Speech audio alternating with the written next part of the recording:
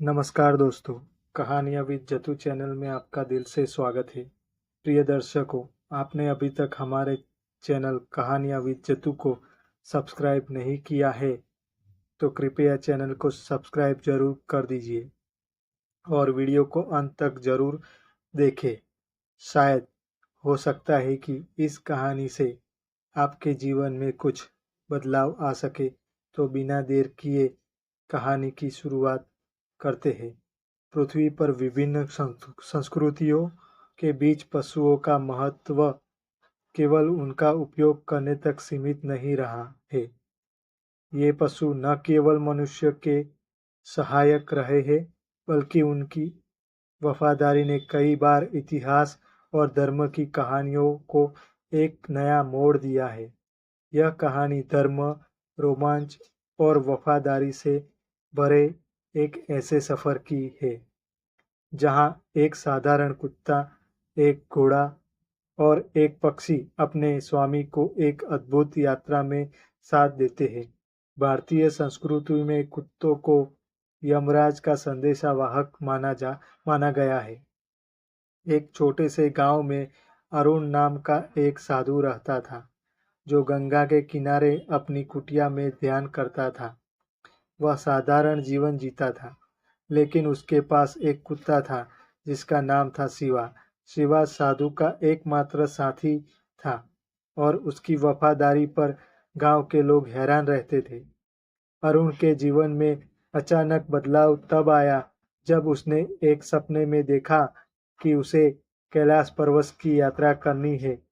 यह यात्रा साधारण नहीं थी, वह एक रहस्यमयी भविष्यवाणी से जुड़ी थी। साधु को कैलाश तक पहुंचने के लिए 3 महत्वपूर्ण पशुओं की सहायता की आवश्यकता थी: शिवा, तक्ष और गरुड़। साधु ने यात्रा के लिए तैयारी शुरू की। एक दिन जंगल में चलते हुए उसने घायल तक्ष को पाया। यह घोड़ा असाधारण था, सफेद रंग का और तेज गति वाला। ऐसा प्रतीत हो रहा था जैसे वह किसी राजसी योद्धा का घोड़ा हो। अरुण ने उसे ठीक किया और तक्ष उसकी यात्रा का हिस्सा बन गया। कुछ ही दिनों बाद साधु ने एक पहाड़ी पर गरुड़ को देखा। गरुड़ ने साधु से कहा, मैं तुम्हारी यात्रा में तुम्हारी सहायता करूंगा, लेकिन तुम्हें यह वादा करना होगा कि तुम मेरी भूख और मेरे स्वाभिमान का अपमान नहीं करोगे। साधु ने वादा किया और इस प्रकार यह अनोखी टीम तैयार हुई। जैसे ही साधु अपनी यात्रा पर निकले, उन्हें पहली परीक्षा का सामना करना पड़ा। जंगल के भीतर एक रहस्यमय मंदिर था, जहां एक देवता के क्रोधित होने की कहानियां थी। मंदिर के द्वार पर एक बड़ा नाग बैठा था। उसने साधु और उसके साथियों को चुनौती दी, यहाँ से गुजरने के लिए तुम्हें यह साबित करना होगा कि तुम्हारे साथी वफादार है। शिवा ने अपने स्वामी के इशारे पर आगे बढ़कर नाग के चारों ओर घूमना शुरू किया।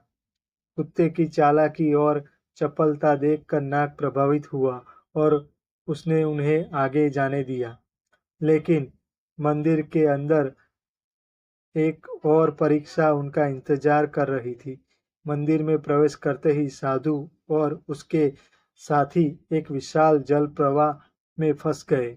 पानी बढ़ता जा रहा था और साधु को तुरंत निर्णय लेना था।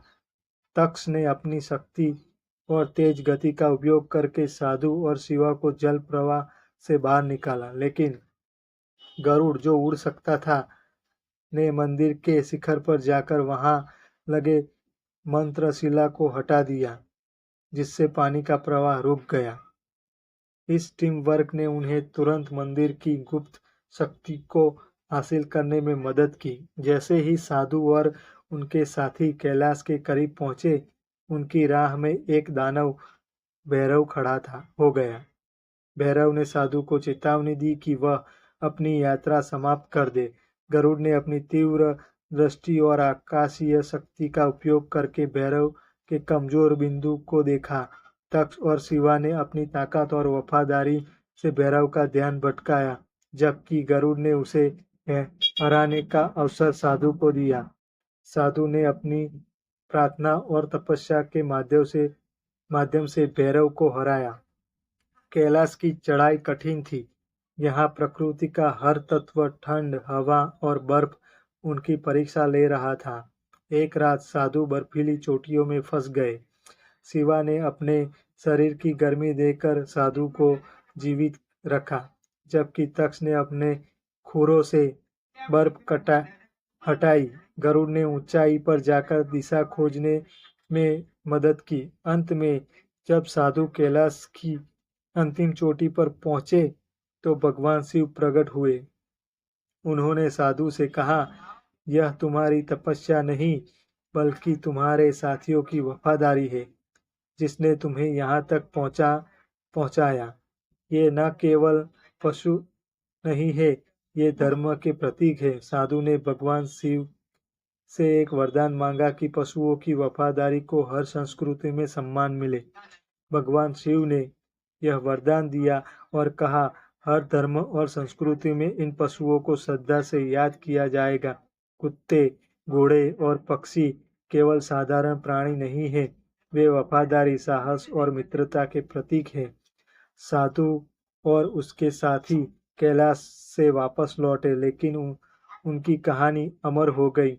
इस यात्रा ने न केवल उन्हें बल्कि पूरी मानवता को वफादारी और साहस का एक नया पाठ पढ़ाया। यह कहानी दर्शाती है कि पशु केवल हमारे साथी नहीं है बल्कि हमारी संस्कृति और धर्म के विभिन्न अंग हैं। उनकी वफादारी न केवल हमारे जीवन को आसान बनाती है बल्कि हमें सिखाती है कि विश्वास और साहस से हर कठिनाई को पार किया जा सकता है। ऐसी ही मज़ेदार कहानियाँ सुनने के लिए हमारे चैनल को सब्सक्राइब कीजिए।